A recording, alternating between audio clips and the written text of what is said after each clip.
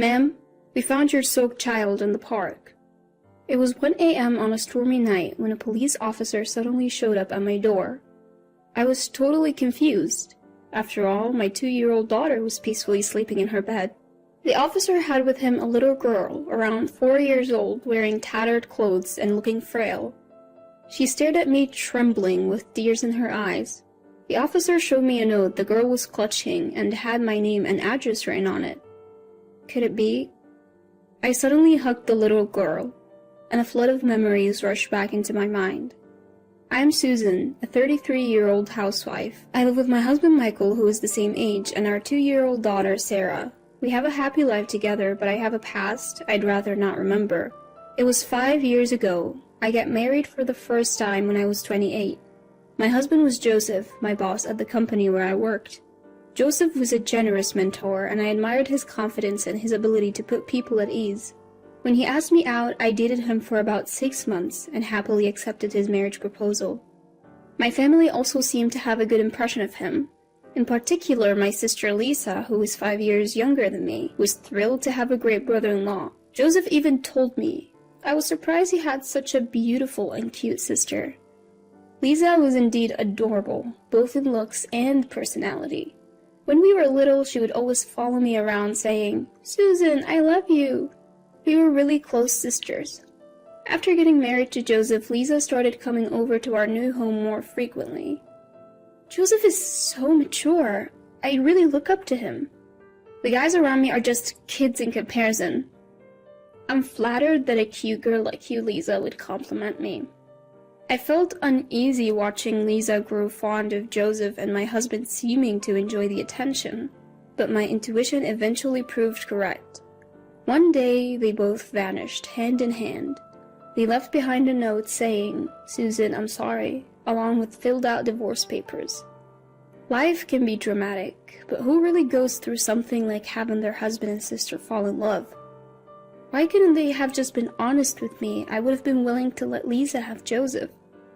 If I could utterly despise them, maybe it would be easier. But in my case, that wasn't how I felt. I filed for divorce immediately, ending my brief marriage within a year.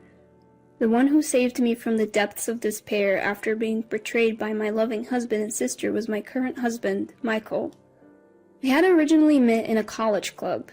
Michael proposed to me 3 years ago after supporting me through my recovery, and we remarried. Our daughter Sarah was born, and life had been peaceful. Then, it happened. Suddenly, at 1 a.m., our doorbell rang incessantly. Despite a raging hurricane outside, I got out of bed after patting my sleeping daughter's head, wondering what on earth was going on. With my husband away on business, I peeked outside cautiously and found a police officer standing there. "We found your soaking wet child in a nearby park." "What? My daughter is sleeping in her bed right now." "That's strange. The child has a note with your name and this address. Could you please open the door to confirm?"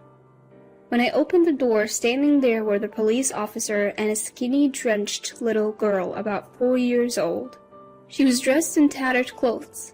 The note she clutched read, "Please take care of this child," and the handwriting looked familiar. I couldn't help but kneel down and take her icy cold hand. Tears filled her eyes as she stared at me and shivered. This girl is... Suddenly I hugged her tightly. Memories flooded back to me. I used to hug my younger sister Lisa, who was 5 years my junior, just like this. The child was the spitting image of Lisa, and there was no mistaking that the handwriting on the note was hers. I told the police, "This child is likely my sister's." But what was such a small child doing alone in the park in the middle of the night? "What's your name?" "Jennifer." "Jennifer? Why were you in the park?" "I came to this house with Mom, then Mom disappeared, so I was looking for her." Young Jennifer couldn't explain any further. Worried, Jennifer shivers every time the howling wind and rain intensify. I softly assure her, "She's soaked. If I don't get her into a warm bath and change her clothes, she'll catch a cold." I had some larger clothes a friend had given me, which their kids had outgrown. I got those ready for her. While I'm helping Jennifer out of her clothes in the bathroom, I let out an involuntary gasp. Unbelievably, her body has multiple bruises as if she's been pinched and slapped. My heart tightens thinking what she's been through with such a small body. To top it off, she's wearing a handmade charm hanging from her chest over her undershirt. Curious as I am about it, I put it aside for now and get her into the bath. After the bath, when I comb her hair and dress her in clean clothes, Jennifer looks remarkably refreshed and adorable. She's thin, but she strongly resembles my sister Lisa when she was young. I'm convinced Jennifer is Lisa's daughter. I took her into bed, wrap her in a blanket, and hug her. "Rest easy. Good night," I say. She murmurs, "So warm," and, reassured, falls deeply asleep. The next morning, while Jennifer and Sarah are still sleeping, my mobile phone rings. An unknown number. Cautiously, I answer. No one speaks, but I can hear faint breathing. "Lisa, is that you?" "No, it's me, Joseph. Long time. Glad your number hasn't changed, Susan." "It's my ex-husband, Joseph. What do you want now?" "Strange question, but are you taking care of a girl?" I hesitate, but feign ignorance, recalling last night. "What are you talking about? How's Lisa?" Joseph avoids answering and hangs up, saying, "Never mind then." In truth, after Jennifer had gone to sleep, I'd opened the charm and found a letter inside. It read, "Susan, I'm sorry, I know I can't ask for favors now, but please take care of my daughter, Jennifer." Additionally, the letter had shocking revelations that left me trembling with anger. It also provided the location of the bar where my sister works, so I decided to go meet her. I'll leave Sarah and Jennifer with my mom at our family home.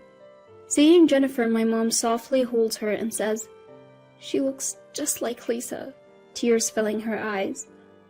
A week ago, Lisa suddenly called. She said she wanted to apologize in person and asked for your address. So that's how she found me.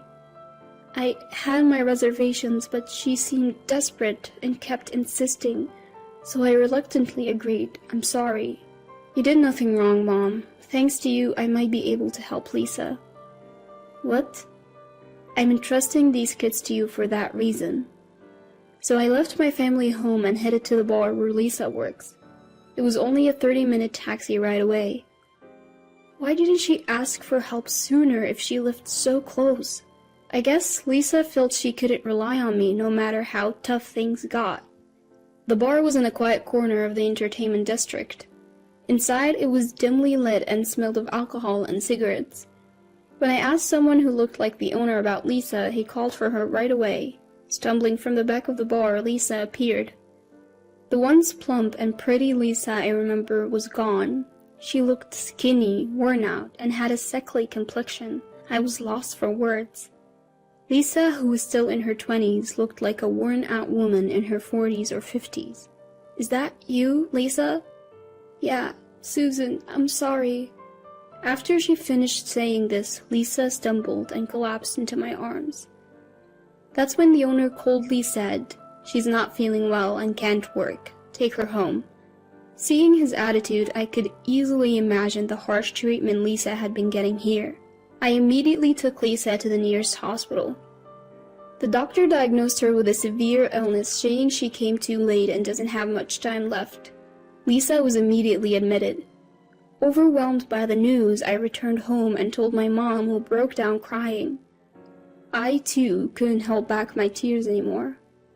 "I'll take care of Jennifer, Mom. Let's support Lisa together." "Yes, I'll do everything I can." Having made this promise with Mom, I took Jennifer and Sarah home. My husband Michael, who returned from a business trip that night, was shocked to see one more child in the house. When I discussed Jennifer with him, he said, "Let's pray for Lisa's recovery. In the meantime, Jennifer can stay with us." The next day, when we took Jennifer to visit her mom in the hospital, she ran up to Lisa crying. "Mom, I've missed you." "Jennifer, I'm sorry. Are you okay?" "Yeah, I'm fine. Aunt Susan is really nice." Tears in her eyes, Lisa lovingly stroked Jennifer's hair. My sister thanked me and gave me something to help protect Jennifer. From then on, Jennifer stayed with us and we occasionally took her to see Lisa in the hospital. After about 10 days, Jennifer, who had been so frail, started to look healthier and even smiled a bit. She grew fond of Sarah, almost as if they had been sisters forever. Just when I was happily watching the two of them play, I got a call from my mom back home. "Joseph just showed up at the house," she said. "I am demanding to know where Lisa and Jennifer are. Hand them over right now." "I got scared and gave him your address. I'm sorry. Get out of there before he finds you." I was hurriedly getting the kids ready to leave when the doorbell rang multiple times. Could it be Joseph already? I peered outside, and sure enough, there he was, face red with anger. Seeing him like this, something in me snapped. Despite Lisa withering away, Joseph looked like he'd put in weight, even getting chubby. I opened the door and Joseph immediately started accusing me. "Heard you got remarried and live in a nice house, enjoying the high life, huh?" "That's none of your business," I retorted. "I know Lisa and Jennifer are here. Bring them out now." "Even if they are, I can't hand them over to you." "I need Lisa to work or we don't have money. Bring her out." At that moment, Jennifer burst out and screamed, "I hate you, Dad. You always bullied Mom."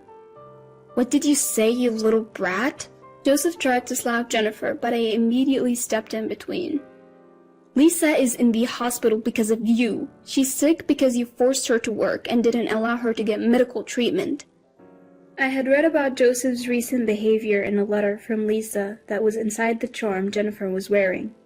When Lisa got pregnant, she and Joseph left home together. Soon after Jennifer was born, they were broke and struggling. Joseph then began verbally abusing Lisa and Jennifer, saying, "This is all your fault." He took all the money Lisa earned from her job at a bar and squandered it on gambling and fun. They were left without even food. Eventually, the stress piled up and Lisa fell ill, but they had no money for medical care. My sister had written, "I won't be able to raise Jennifer if things keep going like this. At least I want to save our child." So she thought it would be best to entrust this matter to me. However, when Joseph heard it, far from showing remorse, he spat out foul words. "Lisa and Jennifer are to blame for everything. They ruined my life. It's only right that they make amends. I don't know what sort of life you've been leading, but you've brought all this upon yourself. It's all your own doing." "No, Lisa came on to me. I had no choice but to get involved. It's all her fault." "You got to be kidding me. You're the adult here, and you took advantage of a young girl like Lisa. You've done terrible things to my sister and Jennifer. I'll have you prosecuted." "You have no proof. Still think so after seeing this?" I showed Joseph pictures of Jennifer covered in bruises as well as medical reports saying Lisa also had bruises all over her body. Joseph's face changed for a moment, but he soon began to taunt me again. "See? Women are so foolish. Who's to say who caused those bruises? Especially with Jennifer. It could have been her mother." "You're a despicable man. I have more evidence. Take a look at this." I showed him a mobile phone entrusted to me by Lisa. The phone contained audio clips of Joseph spewing abuse and committing acts of violence, providing ample evidence. Suddenly, Joseph lunged at me, trying to snatch the phone away. "Stop it! What are you doing?" At that moment, Michael and the police arrived, raising their voices and pulling Joseph's grabbing hand away from me. Actually, right after receiving a call from my mother, I had contacted my husband and the police. "Joseph, what you've done to my sister and Jennifer is unforgivable. I'll be handing all the evidence over to the police. You better reflect on your actions." Joseph was immediately taken away in a police car. Michael looked at me with a mix of disbelief and concern, letting out a sigh. "You should have waited for me. What you did was reckless." "I'm sorry, I just couldn't stand Joseph anymore." "Are you hurt?" As he said this, looking me over for injuries, I felt so grateful that I had married this man.